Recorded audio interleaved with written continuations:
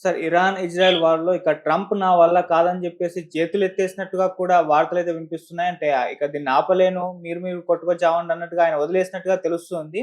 మరెక్కడి వరకు వెళ్తుంది ఈ వార్? అంటే ఇజ్రాయెలే మొదలుపెట్టింది. కాకపోతే ఇప్పుడు చూస్తే ఇజ్రాయెలే భయపడుతుంది. యుద్ధాన్ని ఆల్రెడీ బ్యాక్ ఫుట్‌లో పడిపోయింది. ఇరాన్ దాడుల్ని తట్టుకోలేకపోతుంది. సో, ఆ నేపథ్యంలో మరి ఇజ్రాయెల్ ఇప్పుడు ఎటువంటి వ్యూహాలతో దీనికి ముందుకు తీసుకెళ్తుంది? అండ్ ఇంకో 2 కొత్త దేశాలు కూడా రంగంలోకి దిగడం మనం చూస్తున్నాం. అటు రష్యా అండ్ చైనా కూడా. సో, ఓవరాల్‌గా ఇదొక పెద్ద థర్డ్ వరల్డ్ వార్‌కి దారితీసే పరిస్థితులు కూడా కనిపిస్తున్నాయని చెప్తున్నారు. సో, మరి ఇది ఎక్కడి వరకు వెళ్ళొచ్చు? ఆగుతుందా? లేకుంటే ఇంకా ఎక్కువగా కంటిన్యూ అయ్యే అవకాశం ఉందా సార్? ఇప్పుడు కూడా మనం పద్మవ్యూహం గురించి భారతంలో మాట్లాడుకున్నప్పుడు అందులో 2 ఉంటాయి. Entrance and exit. అంటే ఎలా పద్మవ్యూహంలోకి వెళ్ళాలి, మళ్ళీ ఎలా బయటికి రావాలి. ఈ యుద్ధం అనేది ఈ 2 లేకపోతే యుద్ధంలో అనేక నష్టాలుంటాయి. సో, ఎంటర్ అవ్వడం చాలా సార్లు ఈజీ. ఎగ్జిట్ ప్లాన్ అనేది లేకపోతే దాంట్లో ఇరుక్కుపోయే అవకాశాలున్నాయి. ఇప్పుడు ఇజ్రాయెల్ పరిస్థితి అదే అని అందరికి అర్థమైంది. ఎందుకంటే దాన్ని ఎవరు యుద్ధం చేయమని అడగలేదు. దాన్ని ఎవరు కవ్వించలేదు. ఆ దేశం మీద ఇరాన్ గాని, ఇంకొకరు గాని పోయి దాన్ని రెచ్చగొట్టలేదు. యాక్చువల్‌గా ఇరాన్‌కు, అమెరికాకు చర్చలు జరుగుతున్నాయి. ఆల్రెడీ 5 సార్లు చర్చలు అయిపోయినాయి. జూన్ 15న నెక్స్ట్ రౌండ్, 6థ్ రౌండ్ చర్చలు ఖతారు దాన్ని మీడియేట్ చేస్తుంది. ఖతార్‌లో చర్చలు జరుగుతున్నాయి. నిజానికి ఇజ్రాయెల్ సైలెంట్‌గా ఉంటే ఆ చర్చలు ముందుకెళ్ళుండేవి. కానీ ఇజ్రాయెల్ జూన్ 13వ తేదీనే ఇరాన్ మీద అటాక్స్ మొదలుపెట్టింది. ఏ దేశమైనా కూడా తమ దేశం మీద అటాక్స్ చేసి అందులో మామూలుగా నష్టం చేయలేదు ఇజ్రాయెల్. ఇరాన్‌లో ఉండే టాప్ మిలిటరీ చీఫ్స్ అందరినీ చంపేసింది. 10 మంది పైన మిలిటరీ చీఫ్స్‌ని. తర్వాత ఐఆర్‌జీసీ అంటారు. అంటే ఇస్లామిక్ రెవల్యూషనరీ గార్డ్ కోర్ అంటారు. అది సెపరేట్ ఒక వింగ్ అన్నమాట. ఆ వింగ్‌లో ఉండే టాప్ 10 కమాండర్స్‌ని చంపేశారు.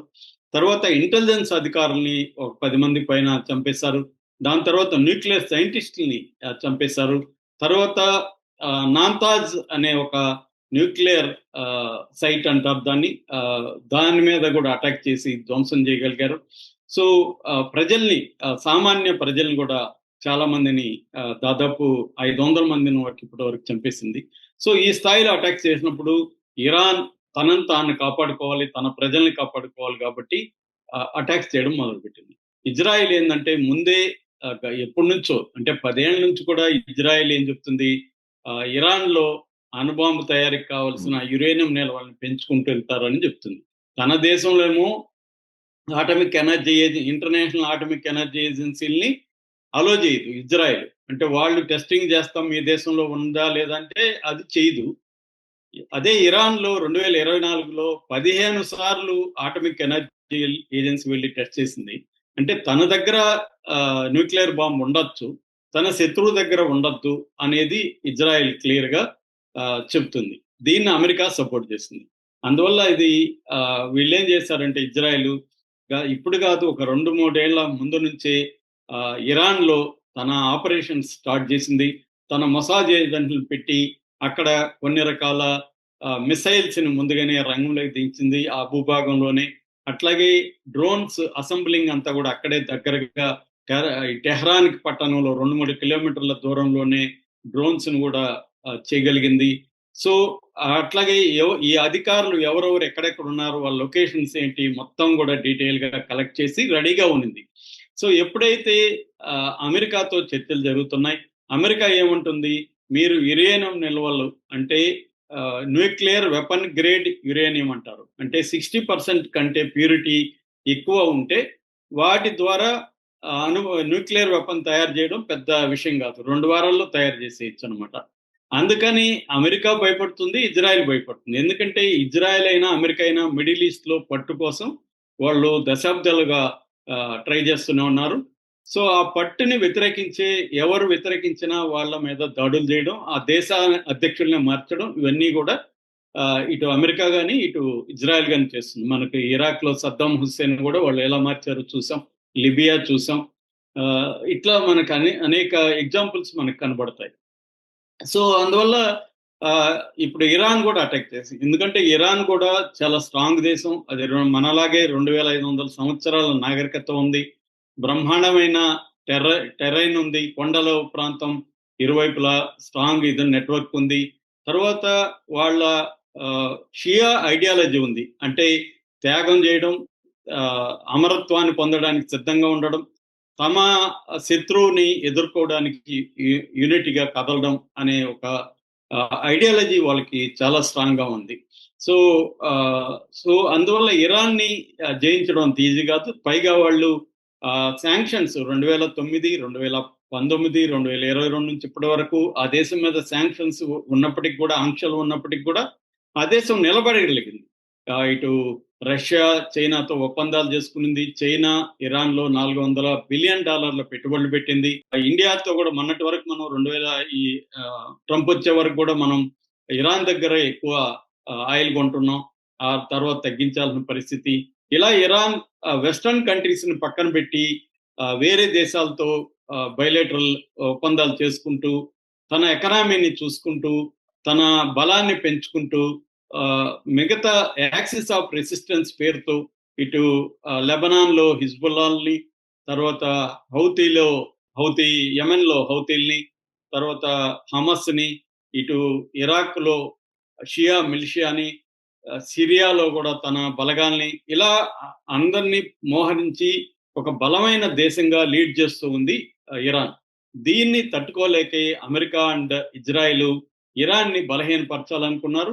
ఇందులో భాగంగానే ముందుగా లెబనాన్ లో హిజ్బుల్లాని దెబ్బతీశారు, హమాస్ని దెబ్బతీశారు, సిరియా ప్రభుత్వాన్ని కూలగొట్టేశారు. సో ఇరాన్ కుండే యాక్సిస్ ఆఫ్ రెసిస్టెన్స్ బలాన్నంతా కట్ చేశారు. దాంతో ఇరాన్ వీక్ పొజిషన్ లోకి వెళ్ళింది. ఇప్పుడైతే దెబ్బ కొట్టొచ్చని ఇజ్రాయెల్ డిసైడ్ అయింది. సో ఇజ్రాయెల్ కి ప్రధానంగా 2 గోల్స్ ఉన్నాయి. ఒకటి యురేనియం నిల్వల్ని, ఈ న్యూక్లియర్ సైట్లన్నీ ధ్వంసం చేయడం. 2 ప్రభుత్వాన్ని కూలగొట్టి తమకు అనుకూలమైన ప్రభుత్వాన్ని అక్కడ పెట్టడం. ఈ 2 ప్రయోజనాలు ఇటు ఇజ్రాయెల్కి ఉన్నాయి, ఇటు అమెరికాకు ఉంది. సో అమెరికాలో ఈవెన్ ట్రంప్ తో ఉండే వాళ్ళలో కూడా చాలా మంది ట్రంప్ పాలసీని వ్యతిరేకిస్తున్నారు. ఈ ఇరాన్ మీద దాడి కానీ, ఇరాన్ ప్రభుత్వాన్ని మార్చడం కానీ ట్రంప్ చుట్టూ ఉన్న వాళ్ళకి చాలా మందికి ఇష్టం లేదు. అది మనకు అనవసరమైంది, మనకు సంబంధం లేని వార్లోకి వెళ్ళి మనం ఎందుకు మన సైనికుల్ని బలి చేయాలి, మనం ఎందుకు ఎకనామిక్ గా ఆల్రెడీ మనం ప్రాబ్లమ్స్ లో ఉన్నాము, మిడిల్ ఈస్ట్ ద్వారా మనం చాలా నష్టపోవాల్సి ఉంటుంది. ఆల్రెడీ మిడిల్ ఈస్ట్ ఏరియాలో 5,000 మంది సైనికులు మోహరించున్నారు అమెరికాది. చాలా ప్రాణాలు పోయే అవకాశం ఉంది. ఇది అవసరం లేదు, ఇది ఇజ్రాయెల్ యుద్ధాన్ని మనం ఎందుకు చేయాలి అనే ఒక వ్యతిరేకత ఉంది. రెండో వైపు ఇరాన్ కూడా స్ట్రాంగ్ గా ఉంది. ఇజ్రాయెల్ ఊహించలేదు ఈ స్థాయిలో. ఎందుకంటే 2,000 కిలోమీటర్ల పైన దూరం ఉంటుంది ఇజ్రాయెల్. రెండోది, ఇజ్రాయెల్ దగ్గర బలమైన డిఫెన్స్ మెకానిజం ఉంది. 3 రకాల డిఫెన్స్ సిస్టమ్ ఇజ్రాయెల్ దగ్గర ఉంటుంది. యారో 3, తర్వాత డేవిడ్ స్లింగ్, ఐరన్ డోమ్, ఈ 3 రకాలు ఉంటాయి అన్నమాట. అంటే డిఫరెంట్ రేంజెస్ ని పట్టి అవి అటాక్ చేయగలుగుతాం. దాని తర్వాత వాళ్ళకి జోర్డాన్ ప్రభుత్వం కూడా డిఫెన్స్ సిస్టమ్ తో ఇరాన్ వేస్తున్న మిసైల్స్ ని గాల్లోనే కొట్టేస్తుంది. మరోవైపు అక్కడ సముద్రంలో ఉంటున్న అమెరికన్ షిప్పుల్లో నుంచి కూడా డిఫెన్స్ సిస్టమ్ ఇరాక్ మిసైల్స్ ని అడ్డుకుంటుంది. అంటే 3 వైపుల నుంచి ఇరాక్ మిసైల్స్ ని అడ్డుకుంటున్నప్పటికి కూడా, అంటే 90% ఇరాక్ మిసైల్స్ ని అడ్డుకుంటున్నప్పటికి కూడా కొన్ని మిసైల్స్ అయితే ఇజ్రాయెల్ భూభాగం మీద పడ్డాయి. నిన్న కూడా మనం చూసాము, సౌత్ ఇజ్రాయెల్లో సురోకా హాస్పిటల్ మీద ఇరాన్ దాడి చేసింది. అయితే మేము సివిలియన్ ప్రాంతాలని, హాస్పిటల్ని దాడి చేయడం మా ఉద్దేశం కాదు. దాన్ని హాస్పిటల్ ఆనుకొని ఉన్న మిలిటరీ స్థావరం మీద అటాక్ చేయాలని మేము దాన్ని వేసాము. అది పొరపాటున దాని మీద పడిందని కూడా ఇరాన్ చెప్పింది. కానీ అంతకంటే ఘోరంగా ఇజ్రాయెల్ టెహరాన్ లో ప్రజల మీద బాంబులు వేస్తుంది. ఇప్పటికి వరకు టెహరాన్ లో చిల్డ్రన్, విమెన్ విపరీతంగా చనిపోయారు. ఆల్రెడీ గాజాలో 50,000 మందిని చంపేసి killing babies is our goal అన్నట్టుగా వాళ్ళు మాట్లాడుతున్నారు. Baby is our enemy, Palestine baby is our enemy అని ఇజ్రాయెల్ అనేక సార్లు ఇజ్రాయెల్ చాలా మంది చెప్తున్నారు. సో ఆ స్థాయి దుర్మార్గానికి పాల్పడి ఇప్పుడు ఇజ్రాయెల్ ఇరుక్కుపోయిందని చెప్తున్నారు. వాళ్ళు ఏంటంటే ఇక్కడ వీళ్ళ దగ్గర ఉన్న ముఖ్యంగా ఫార్దో అనే ఒక ఇది ఉంది అనమాట. వీళ్ళ దగ్గర న్యూక్లియర్ వెపన్స్, అది గ్రౌండ్ కంటే ఒక 200 అడుగుల లోతులో వాళ్ళు ఆ బాంబుల తయారీకి సంబంధించిన మొత్తం యురేనియం నిల్వల్ని పెట్టారు. దాన్ని కొట్టాలంటే బంకర్ బస్టర్ బాంబు కావాలి.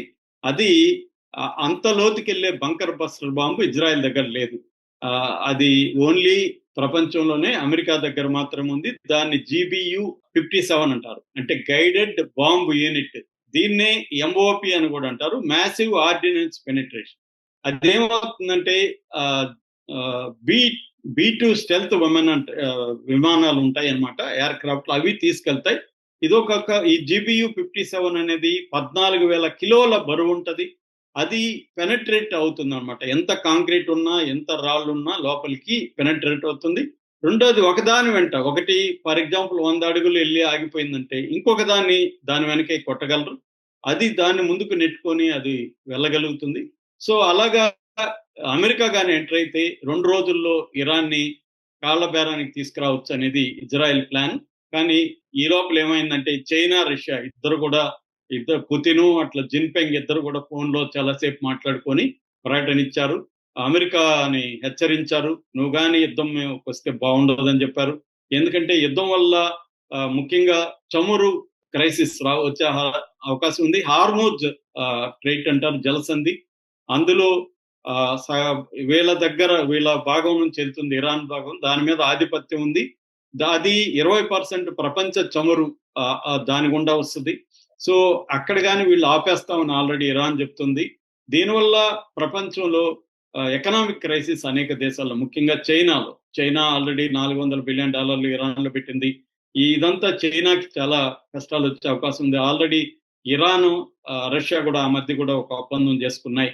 సో అందువల్ల వాళ్ళిద్దరు రంగంలో దిగారు. దీంతో ఇటు ఇంటా బయట ఇబ్బందులు ఉన్నాయని ట్రంప్ ఏం చేశాడు, తెలివిగా 2 వారాలు సైలెంట్గా ఉంటానని చెప్పాడు. ఈ 2 వారాల్లో ట్రంప్ ఏం చేయబోతున్నాడంటే ఇరాన్తో చర్చల్ని పునరుద్ధరించడానికి ట్రై చేస్తున్నాడు. ఆల్రెడీ చర్చలు జరుగుతూనే ఉన్నాయి. ఈ లోపల ఇజ్రాయెల్ వచ్చి దాన్ని ఆపింది. ఇప్పుడు మళ్ళీ చర్చలు కంటిన్యూ అయితే ఈ అమెరికా కొద్దిగా ఒక మెట్టు దిగొచ్చి, ఇరాన్ కూడా ఒక మెట్టు దిగొచ్చి ఆ చర్చలు ఫలవంతమైతే యుద్ధం ఆగిపోయే అవకాశం ఉంది. దీన్ని ఆగకుండా చూసుకోవడానికి ఇజ్రాయెల్ ట్రై చేస్తుంది. కానీ అమెరికా డిసైడ్ అయితే ఇజ్రాయెల్ కూడా ఏమి చేసే అవకాశం లేదు. ఎందుకంటే ఆల్రెడీ 21 ముస్లిం దేశాలు కూడా ఇజ్రాయెల్ని తీవ్రంగా ఖండించాయి. ఇజ్రాయెల్కి వ్యతిరేకత ప్రపంచవ్యాప్తంగా బాగా పెరుగుతుంది. యూరోపియన్ పార్లమెంట్ కూడా ఇజ్రాయెల్ని గట్టిగా వార్నింగ్ ఇచ్చింది. సో అన్ని వైపుల నుంచి ఇజ్రాయెల్కి నష్టం జరిగే అవకాశం అయితే ఉంది. కాకపోతే ఈ చర్చలు ముందుకెళ్ళకపోతే మాత్రం ఇరాన్ ఎక్కువగా నష్టపోతుంది. ఎందుకంటే అమెరికా ఒకసారి రంగంలో దిగితే మాత్రం ఇజ్రాయెల్కి హ్యాపీ. వాళ్ళిద్దరు కలిసి ఇరాన్ మాత్రం పెద్ద ఎత్తున దెబ్బ అయితే కొట్టగలరు, అంత మాత్రం చెప్పొచ్చు. ఎందుకంటే వీక్ అయిపోయింది ఇరాన్, తన రెక్కలన్నిటిని ఆల్రెడీ విరిచేశారు. కాబట్టి ఇప్పుడు ఈ GBU లాంటివి ప్రయోగిస్తే మాత్రం చాలా పెద్ద ఎత్తున ఇరాన్ లాస్ అవుతుంది. సో ఈ మోస్ట్లీ ఎక్కువ మంది చెప్పేది అమెరికా, ఇరాన్ ఒక ఒప్పందానికి వచ్చి యుద్ధం ఆగిపోయే పరిస్థితి అయితే ఉందనేది ఎక్కువ మంది విశ్లేషకులు చెబుతున్నారు. Okay, thank you so much.